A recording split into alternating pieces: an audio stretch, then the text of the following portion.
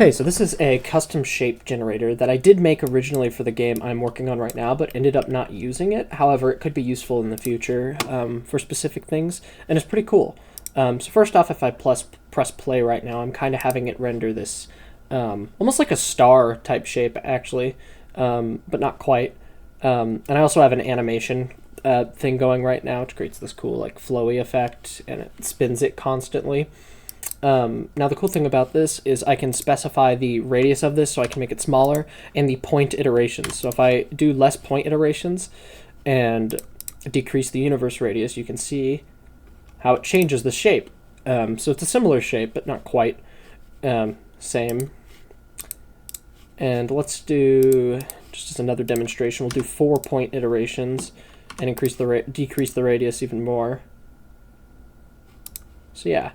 Gives a pretty cool effect. I can also turn off the animation as well. So I'll go ahead and turn off the wave animation, and I'll show you some of the other things I can use for this. So this is what actually spawns the points in.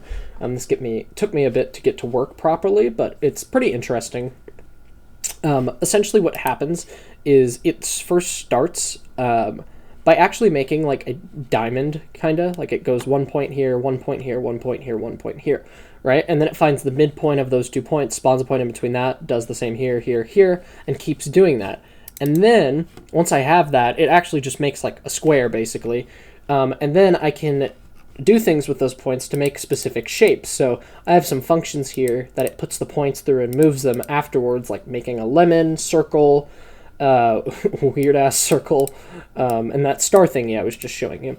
And I do this by affecting the different quadrants. So if you look at like a table like you would use in graphing with, you know, an X and Y axis, what I'm doing is in quadrant 1, so like to the top right here, I'm telling it to do a certain things to all the points. So maybe I tell them to offset it in this direction for each of the points, right? And then same here. And so by affecting those different quadrants, you can do some interesting thingies. So, for instance, let's say I got rid of the waves, we spawned the points in. You'll see if I don't have any shape that I'm making afterwards, by default, it's going to make a square with the points, or like a diamond type thing. But let's go ahead, let's do the make lemon and just see what that does. Make lemon. And we'll keep the waves off for now, so you can kind of see. And actually, this needs to be bigger, so that way. We'll increase the point iterations and the radius to about 8. Yeah, so you can kind of see what I mean by lemon, which looks pretty cool. Might bring the point iterations down by 1 iteration. Yeah, so that looks pretty cool. I also have one for, I'm not sure what this weird circle is.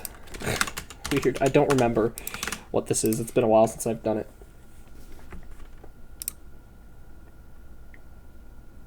Oh yeah, it's kind of like a beveled circle, right?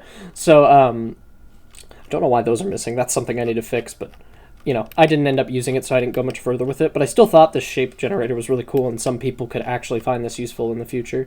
Because originally, you know, it's just a square, but if we offset everything by a tiny bit in a different function, like this weird circle here, so the offset I have here, then we can get a cool looking shape. And again, I can turn this wave animation that I have back on anytime that I want to. So then we could play it here, and we'd have this cool wave effect here, which is awesome. So yeah, I just thought I'd share that. There's a lot of different things you can do with this too. For instance, I think, let's see, if I did this, so if I subtracted in quadrant 1, I think it would actually have like a little cutout in it. I may be wrong about that. It's been a sec. Yeah, so you can see it actually makes a little cutout because instead of offsetting them out this way, it's offsetting them inward, which is cool. So this could even be used to make like, I don't know, it almost makes me think of like a logo. You could use this to make like a logo generator or something. And I'll turn off the wave so you can see that more clearly. So basically this shape generator works by spawning in points and spawning in points in between those points based off of the point iterations that you have, and then running those points through a shape changer function that you define, like this one, and offsetting them in a specific way. So I thought I'd demonstrate that because I think it's pretty cool.